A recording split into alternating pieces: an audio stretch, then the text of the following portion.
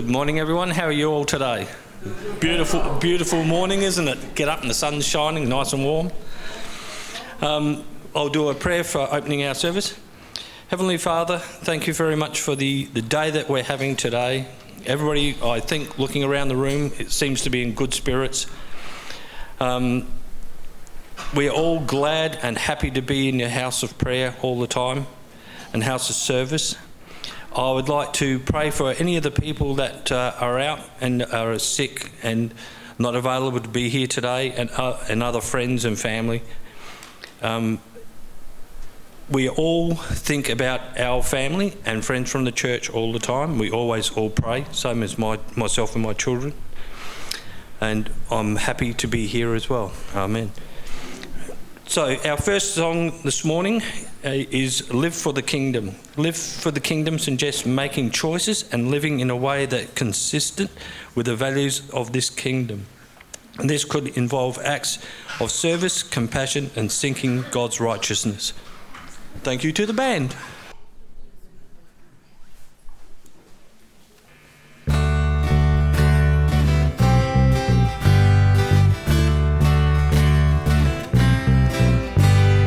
Hear the good news, repent and believe.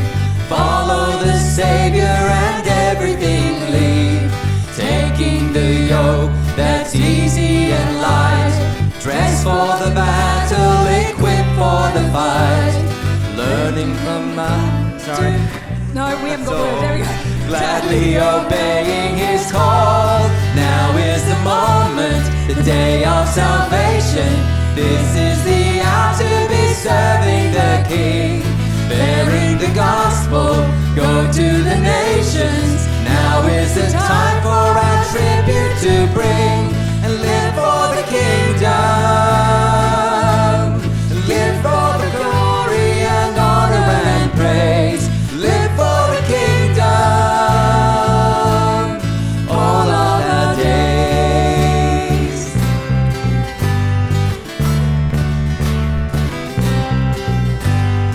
Love one another, care for the lost. Learn to live simply and carry your cross. Jesus is near, so stand and be strong. Lift up your heart in the victory song. When you're mistreated, be certain to bless. Seeking His righteousness. Now is the moment, the day of salvation. This is the hour to be serving the King. Bearing the gospel, go to the nations. Now is the time for our tribute to bring. And live for the kingdom. And give God the glory and honor and praise. Live for the kingdom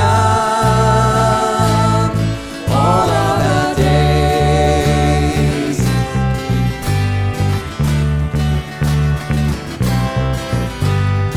Learn to pray daily, your kingdom come. And may your will on this earth soon be done. Forgive our sins as we forgive. Strengthen us while in these bodies we live. So we might work for that glorious day. When sin and death pass away. Now is the moment, the day of salvation. This is the hour to be serving the King. Bearing the gospel, go to the nations. Now is the time for our tribute to bring. And live for the kingdom. And give God the glory and honor and praise. Live for the kingdom. Live for the kingdom. Live for the kingdom all of our days.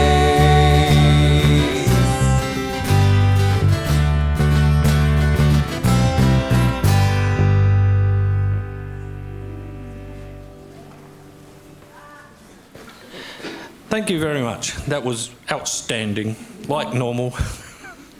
This morning, my daughter Ebonnie is going to be doing the Bible reading. And as you can see, she's really enthused about it, standing over there in the back. So here comes my daughter Ebonnie to do the Bible reading. It's John 7:40 to 53. Therefore many from the crowd, when they heard this saying, said, "Truly this is the prophet." Others said, "This is the Christ." But some said, "Will the Christ come out of Galilee? Has not the scripture said that the Christ comes from the seed of David and from the town of Bethlehem where David was?" So there was a division among the people because of him. Now some of them wanted to take him, but no one laid hands on him. Then the officers came to the chief priests and Pharisees, who said to them, "Why have you not brought him?" The officers answered, "No man ever spoke like this man." Then the Pharisees said to them, "Are you also deceived? Have any of the rulers of the Pharisees believed in him?" But this crowd that does not know the law is accursed. Nicodemus, he who came to Jesus by night, being the one of them, said to them, "Does our Lord judge a man, therefore he hears him and knows that he is doing?" They answered and said to him, "Are you also from Galilee? Search and look, for no prophet has arisen out of Galilee." And everyone went to his own home. Thank you, Ebonnie.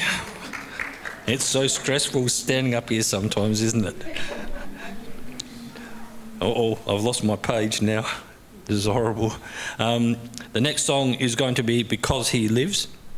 And this one is, God sent his son, they called him Jesus. He came to love, heal, forgive. He lived and died to buy my pardon, and empty a grave to prove my Saviour lives. Thank you for the singers again.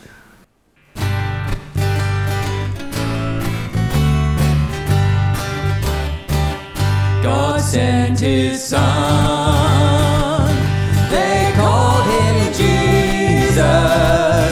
He came to love, heal and forgive. He bled and died to buy my pardon. An empty grave is there to prove my Saviour lives. Because he lives, I can face tomorrow. Because he lives, all fear is gone. Because I know he holds the future, and life is worth the living just because he lives. How sweet to hold a newborn baby and feel the pride and joy he gives. But greater still, the calm assurance this child can face uncertain days because he lives. Because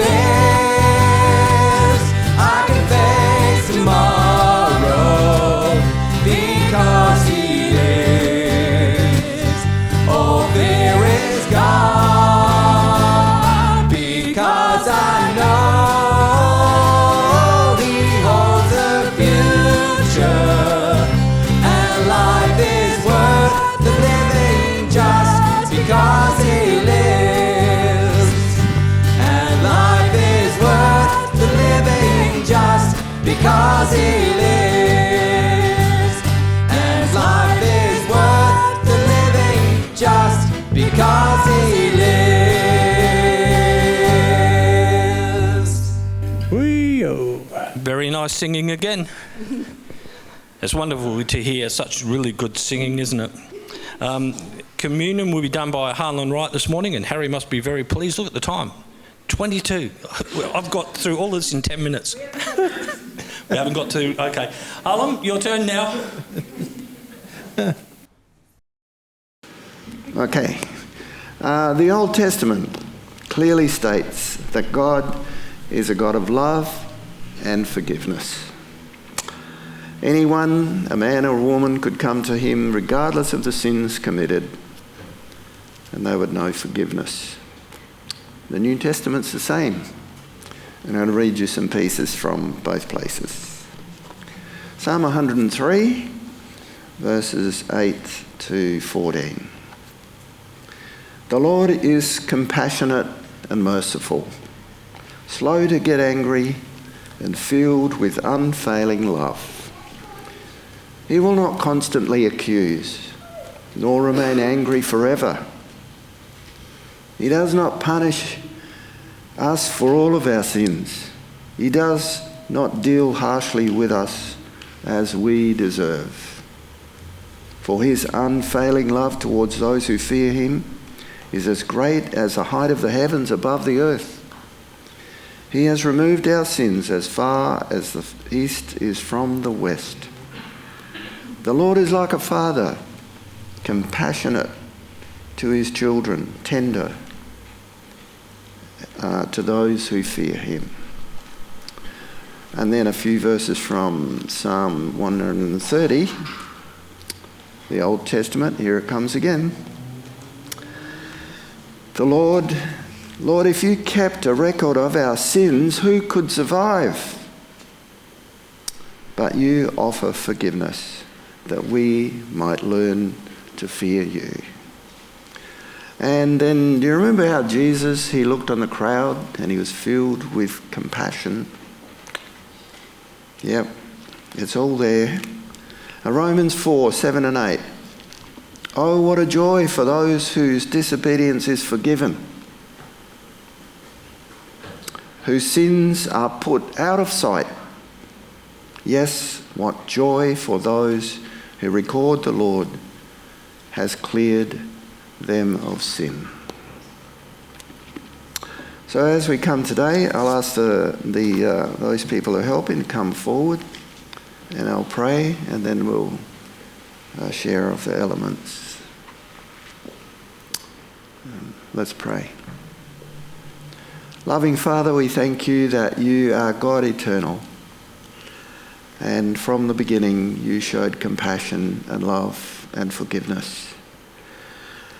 And Lord Jesus, we thank you that you came, you looked on the crowds with compassion, you were moved because of their need.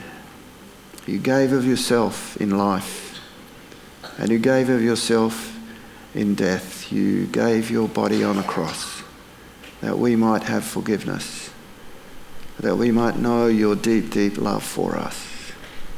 And Lord, as we share these elements today, the bread and the wine, may we be reminded of your great love, your compassion, your goodness eternal for us and today as well.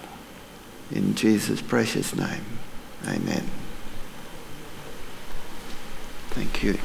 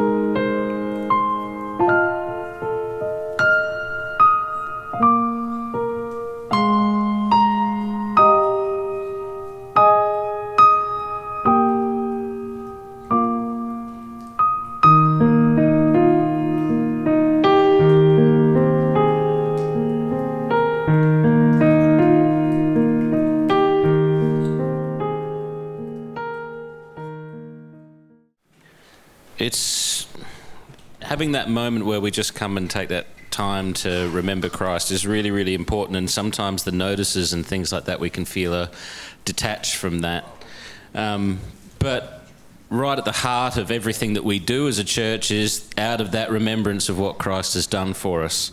And Samaritan's Purse is a part of that, because Christ has changed our lives. We want to see how he's changing the lives of kids in the world, and so participating in that is a beautiful joy to be a part of. So reminding you that we're doing something to play with for this month. If you want to know any specific items that you might like to contribute, feel free to contact Marcy or Mark. Otherwise, we're trusting the Spirit would lead you to the toys that you need to buy, and that they end up going to the kids that need that particular toy. I wonder how many kids open their box and go, I have always wanted this. And randomly, they've received the gift that they've always wanted. That would be a fascinating thing. We will never know that until we're in glory. Chances are we'll never know. But something to sort of pray about as you participate and join that. One of the other things I wanted to talk about quickly is we're now in school holidays and there's no KBC this morning for the next 3 weeks, but we're also in preparation mode for next term of youth. And one of the things that we generally do with all of our youth activities is we start off with a bit of a conversation time at the start of the night. We start off talking about God. It's not a tack on the end, it's the first thing. And if we have to take away time from our event because the kids are interacting too much with the things of God, then guess what gets first priority? The conversation around God. One of the things we would like to start doing, especially as the group of kids has gotten larger, we'd like to get them into more contact with you guys in the church in various different ways. And one of those ways is we'd like to have people from the church come into the youth group for the rest of the year, and come and share their testimony. One of the most powerful things that kids that don't know Christ can hear about is the practical ways in which Christ has changed people's lives. What it's meant for someone who's been through the struggles of life, the real experiences of life, and the goodness of God has shown through because of what they've discovered in Jesus. So we're looking for 3 people in each term, so 6 between now and the end of the year, to come in and give 15, 20 minutes of their time on a Friday night, maybe longer if you'd like to stick around, and share your life of what it looked like to come to Christ and the impact that he's had in your life. I think it'd be a really valuable thing for the kids to hear about that. So if that's something that you'd like to participate in, myself, Marcy, Belle, Doug would love to hear from you and slot you in for a date that we can put you alongside. And if you could stay the night so that you're there and available for the kids to talk to you over the course of the night, that would be fantastic. Bring a sleeping bag. How long's your story? How long? It goes from 7 o'clock on a Friday till 9 o'clock. If you're bringing a sleeping bag, then we're going to be considering how long you're going to take on your testimony, not how long the kids are going to be there for. So, so please prayerfully consider that. Excellent. One of the last thing I just want to raise is during the week I sent a text message out to all the service leaders, those who participate in leading the services like Garry is doing this morning. After the service, if we can grab a coffee, and then if we can come back and just sit down together for 15, 20 minutes to have a quick chat about a couple of things, that would be great. It's a way that we can connect through various services that we give in the church to make sure that we're all on the same page and talking about some things in relation to how we serve the church through the ministry of leading our worship. So that's all I've got to say. Thank you very much, Garry. You're doing in good form. You're doing amazingly well. Thank you very much. Now we'll do the offering, so it will obviously be Joel and Aaron. Okay, well, Ella, could you do it for us? Pretty please? I'd ask my daughter, but she's sitting down there, hiding from everybody. So thank you very much, oh Lord, thank you very much for the money that is being raised as we do the offering today. Every little bit helps going towards the church, and every little bit helps going towards the people that it helps. We praise you and thank you very much for all your outstanding love. Amen. Right, so our third song, one minute, I've just got to get it on here, swap across, there we go, and put my glasses on because I can't read. I stand in awe. You're beautiful beyond description.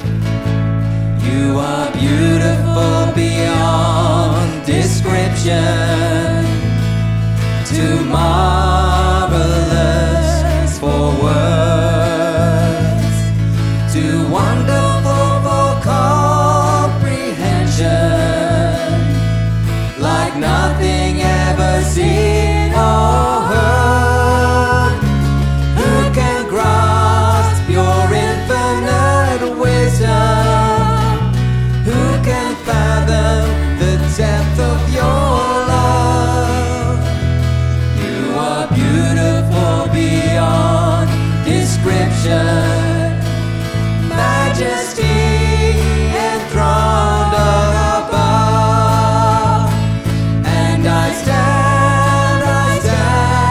in awe of you. I stand in awe of you, holy God, to whom all praise is due. I stand in awe of you.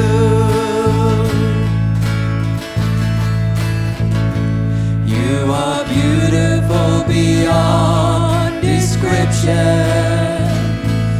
God crushed you for my sin. In agony and deep affliction, cut off that I might enter in.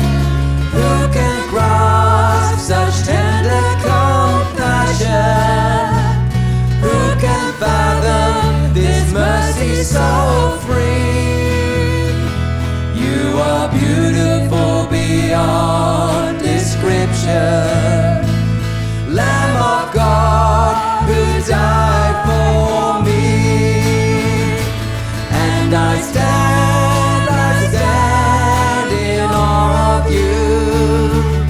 I stand in awe of you, holy God, to whom all praise is due. I stand in awe of you, and I stand in awe of you. I stand in awe of you, holy God, to whom all praise is due. I stand in awe of you.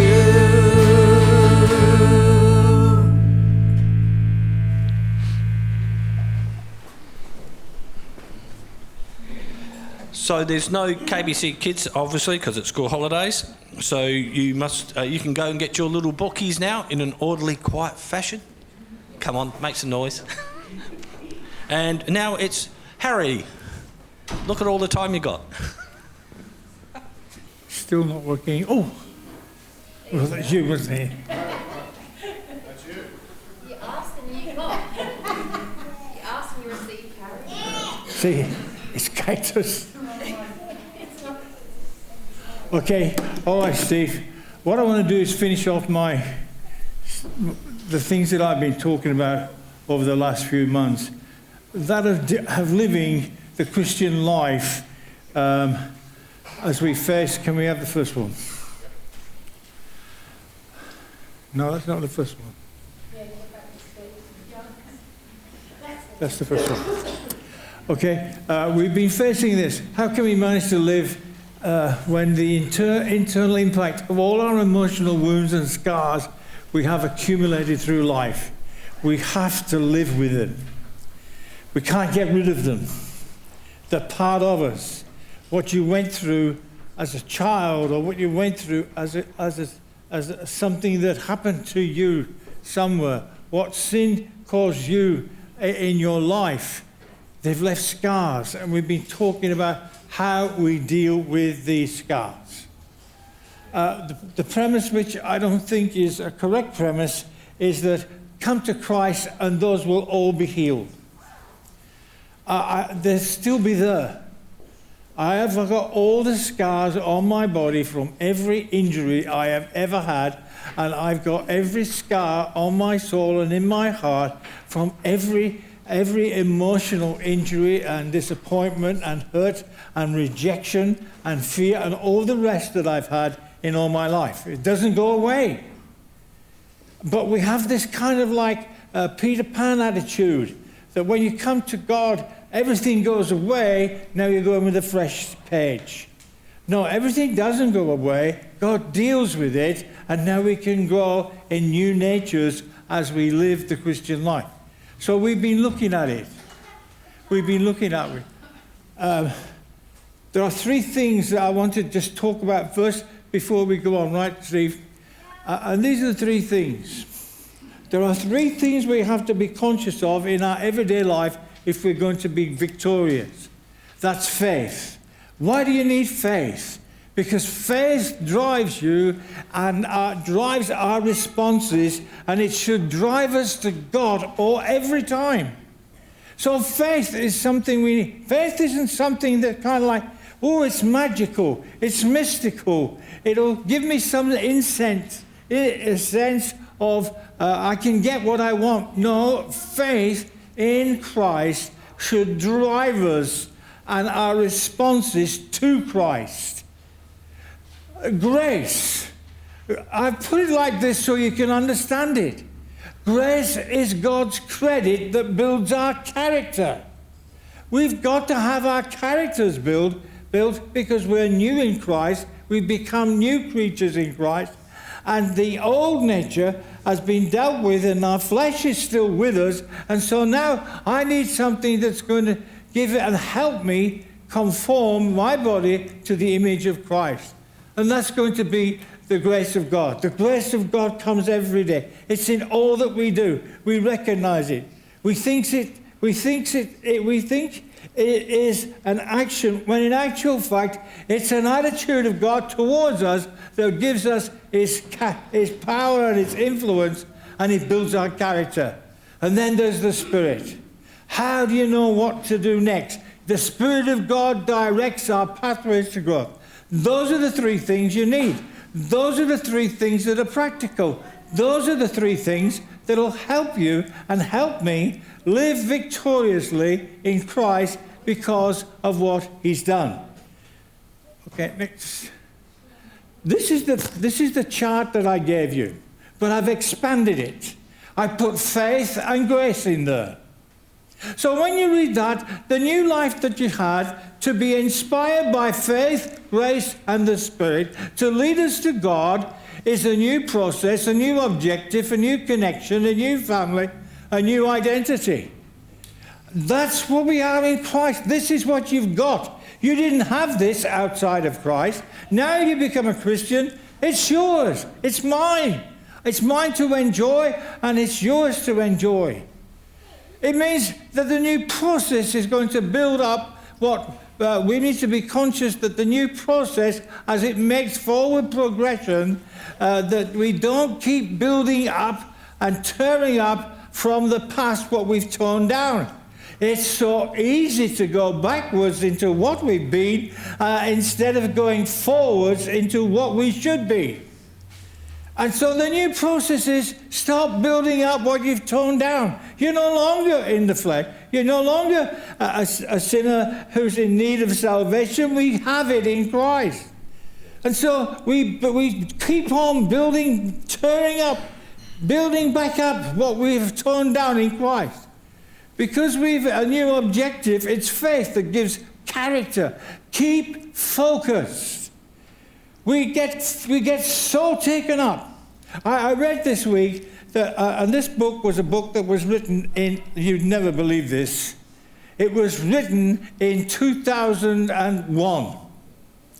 And I read this book this week, and it said the greatest impact that's going to cause lives to be confused, hearts to be confused, is the impact of the electronic age. That was in 2001. It says what happens today, and that was in 2001, is because of the electronic age, we are so stressed out. We don't have any downtime. That was in 2001. Now what is it like today? 20-odd years later, we have no downtime. We have no time where we can reflect, where we enjoy life, where we can... You go out for a cup of coffee, and what do you think of? Oh, I've got to be back. Oh, I've got this appointment. Oh, somebody's waiting to see me. And we don't enjoy it. We have no downtime. We have no time to sit and reflect because we're being told, oh, this program on TV, you can't miss it, or you'll be one of those in the world that missed out on the blessing. And so our time, we go shopping. I don't like shopping at the best of times. I hate it. I go into a shop and go, that'll do. My wife goes, oh no, all there's one, all the same here. Oh, forget it, I can't stand it. But some of you like shopping. And you can't enjoy shopping anymore because you're thinking, oh, I've got to be back. Oh, I've got this to do. Oh, I've got that to do. And so the commodity of having time, keep focused. I was reading Habakkuk this week, and as I was reading it, the last chapter in Habakkuk, chapter 3, Habakkuk's complained. God, why is there all this evil in the world? Why do those who are unrighteous seem to gain? Why do the sinners seem to have the most? Why do your saints seem to suffer? And God has to answer him. And he tells Habakkuk this: if you'd focus on me and not focus on the world, then you'd understand that I'm doing more than you can see. He has to tell Habakkuk, well, why do you think the Babylonians have become so strong? I've raised them up. They're going to be my tool in my hand, but you can't see it. You're so taken up with the things that you shouldn't be. You're not focusing on me. I think we'll be surprised when we get to heaven. Sometimes we go, oh, I'm late for this. And we wonder, why am I late? We never know why we're late. We miss things we should do. And I think sometimes we don't focus. If you're late for something, what do you do? What? Okay, thanks. You should be up here with me. You get grumpy. Why do you get grumpy? Because you failed to make an appointment. Why don't you look at this? You know what? I'm late, and I'm glad I'm late, because maybe God has something that he was protecting me from, that I can't see, that I don't understand, and he's kept me alive. I don't know. I don't know if he'll ever know. And so here's Habakkuk, and he's been told these things. He comes to this verse. Having God explained his character and what he's doing, and that, dear me, Habakkuk, you don't understand. All you can see is horses. I can see the future. I can do this. You've got to realize I'm in control. He says, though the fig tree should not blossom, and there's no fruit on the vine, and the produce of the olives fail, and the field yields no fruit, and the flocks cut off from the fold, and there is no herd in the stalls. Now, said Habakkuk, having had his focus directed on God, yet will I rejoice in the Lord. I will take joy in the God of my salvation. God, the Lord, is my strength. The sovereign Lord is my strength. He makes my feet like the deer's. He makes me tread on the high places. And so these things that we looked at, that we need them. You need to be focusing. Don't lose your focus. Don't lose your focus on Christ. A new connection we need to make sure we don't detach ourselves from the body of Christ. Is there anybody in the room that's never been hurt by another Christian? Oh, you, Jim. No, but we've all been hurt by Christians somewhere. So what do? Oh, if that's what Christianity is, I'm going home. Look, you've been attached to the body of Christ. John 15, I am the vine, you are the branches.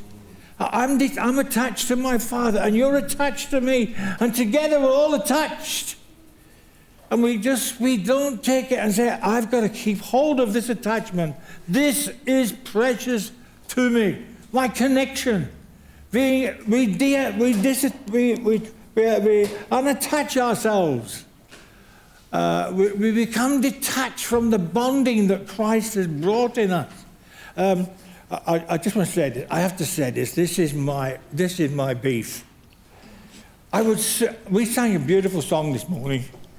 And I don't declare the words, but if my voice came over, it would have come over like this, Jess. I sang, and we stand, and we stand, and we stand in awe. Because we're all in this together. We stand in awe. We're not an isolated tool, somebody that God can use just by himself because we are connected together. New family, living in, that we don't live in the flesh anymore. New faith. Those are the things that we've been talking about that will give us the victory over our flesh. And as he gives us the victory, how do we get it? Discipleship is a key word. And we look at discipleship, the church has come to the place where it looks at discipleship as, we'll teach you how to do something.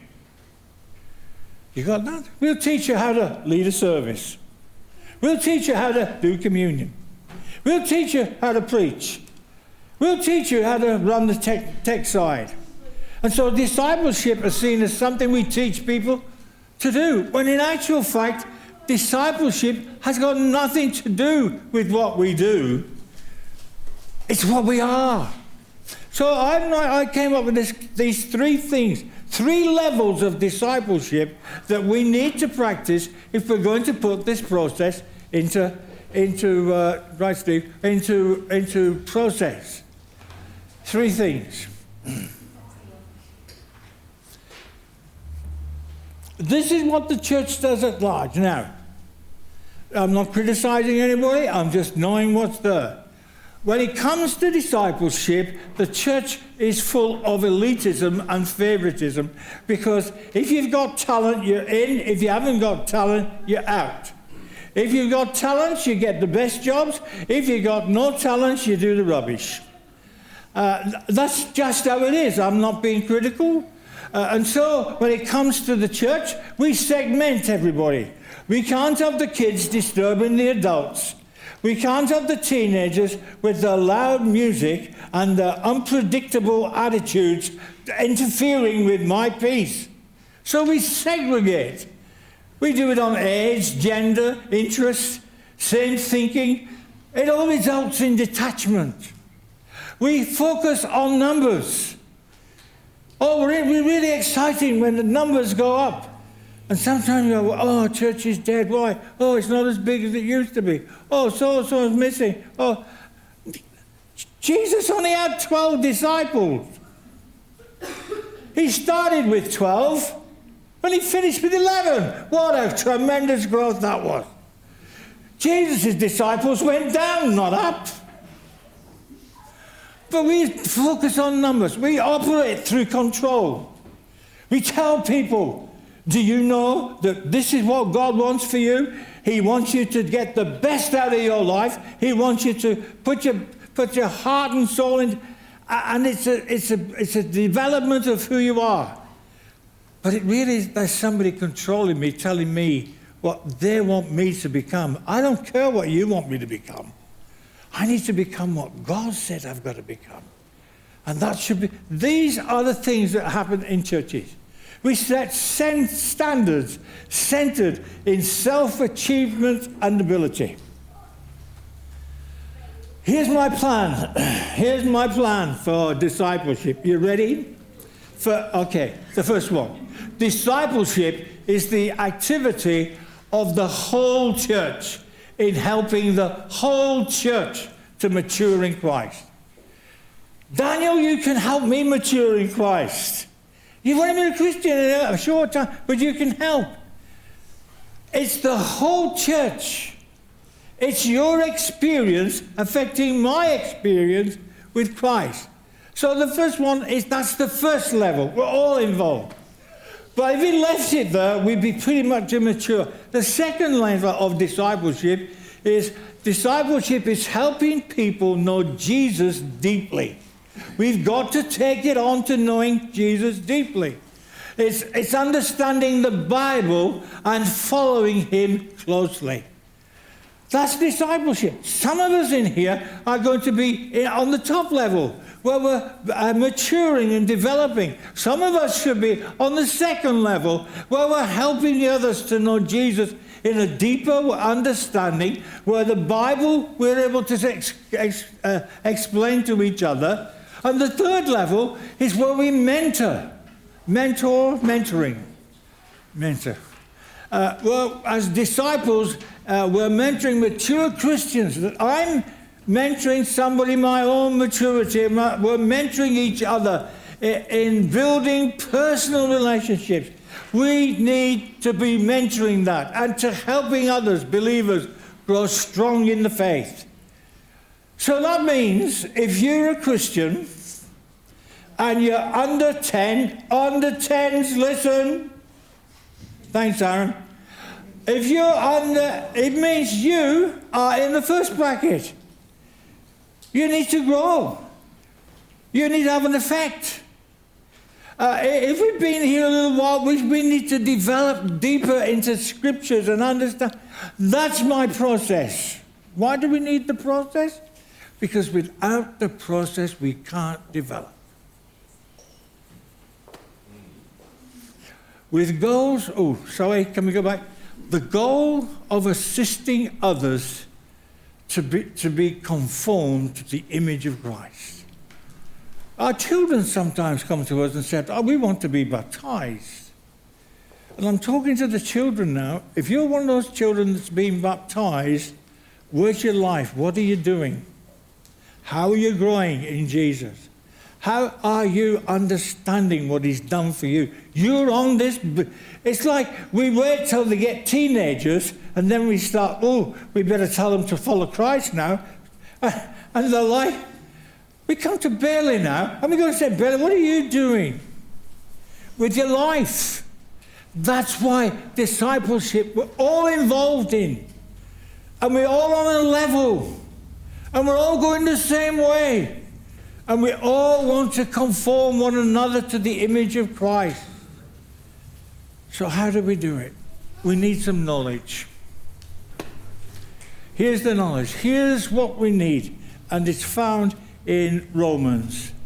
Romans chapter 8. And I'm just going to go through a few verses in Romans 8 because I think this will help you. It's realizing in Romans 8, 1 to 11. In Romans 8, in 1 to 11, this is what it says.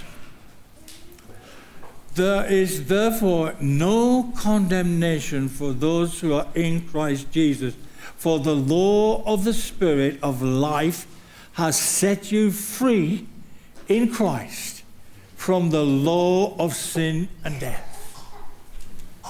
Wow. For the law of Christ Jesus has set you free from the law of sin and death. Now we read that and we go, I'm free from sin. No, you're free from the law of sin. What is the law of sin? You sin, you'll feel condemned. You sin, we feel our minds got failed again. I'm hopeless, I'm no good, I'll never make it. Why does God bother with me? All those things. I'm just a no-hoper in this life.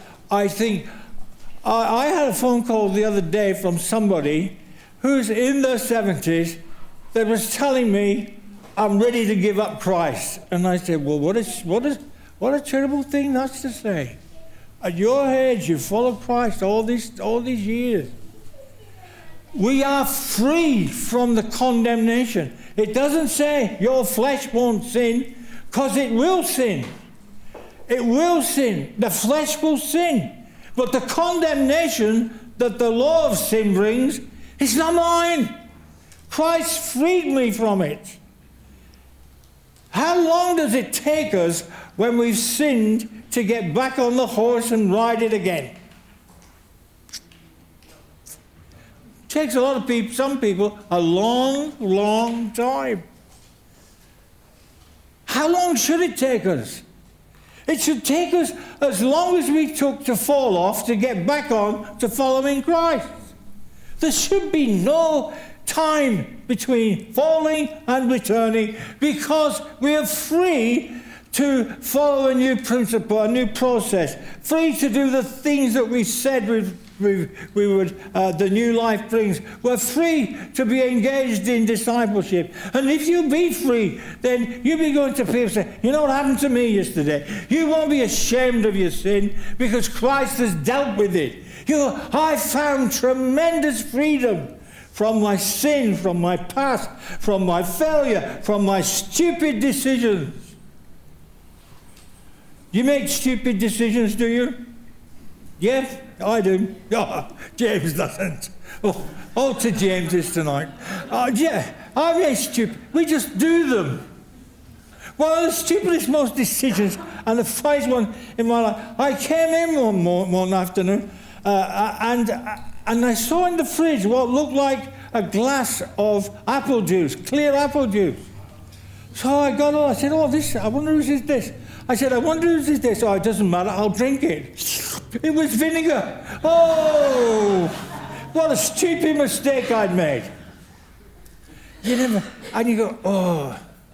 Here's what he's saying. We're free from the power of condemnation. Praise God, we are free. Live in it. Next one, please. Romans 12. In Romans 12, Romans 8, 12 to 17, he says this: if the spirit of him who raised up Jesus from the dead dwells in you, he who raised up Christ Jesus from the dead will also give life to your mortal bodies through his spirit who dwells within you. So then, brothers, we are debtors not to live after the flesh, but to live according. We are debtors not to live after the flesh, but to live according to the flesh. For if you live according to the flesh, you will die. If you live by the Spirit, you will put to death the deeds. In other words, he's trying to say we're free from the control of the flesh. If you want to live in the flesh, there'll come a day where you'll no longer want to live for Christ. It doesn't mean you're not his. It means you stop living. How many homes are broken because kids have stopped being part of the family? How many homes have been disrupted because the children have gone, oh, I don't want to be involved in that anymore. And they've never responded and never responded and never responded and never responded until eventually it seems like they're cut off. But they're not cut off. And so here comes the message in Romans 8 and 12. We're free from the control of the flesh. It no longer takes control of us. In other words, the spots, the scars on our hearts that we carry do not have to carry any emotional baggage past the day of today. They don't have to carry them. Because God's freed us. There's no condemnation. There is no control of our flesh. If we live in the Spirit and follow Christ, we're living in the victory and the freedom that God has given us.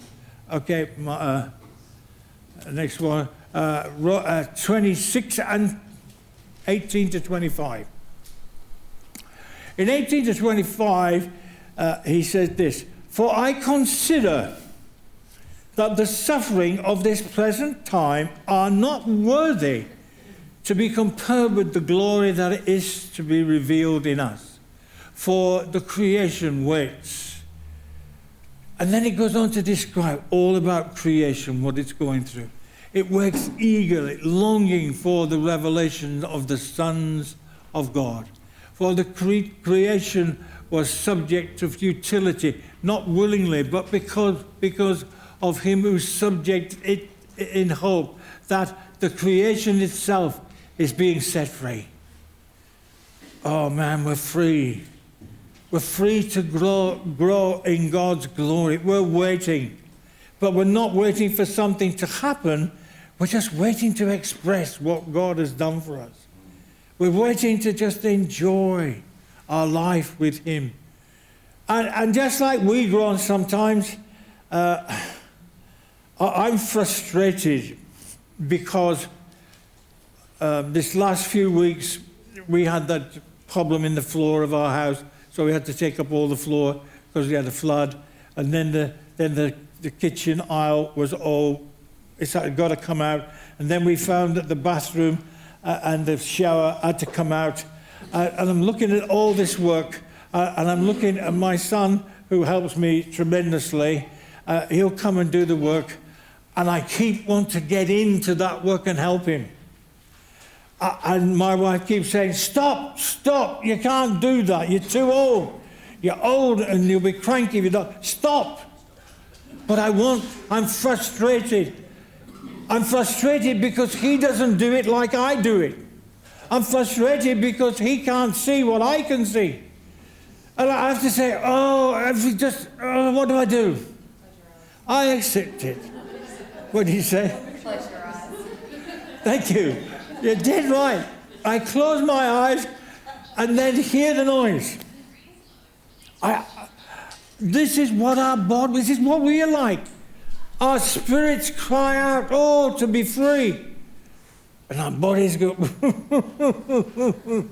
you think you're going to be free.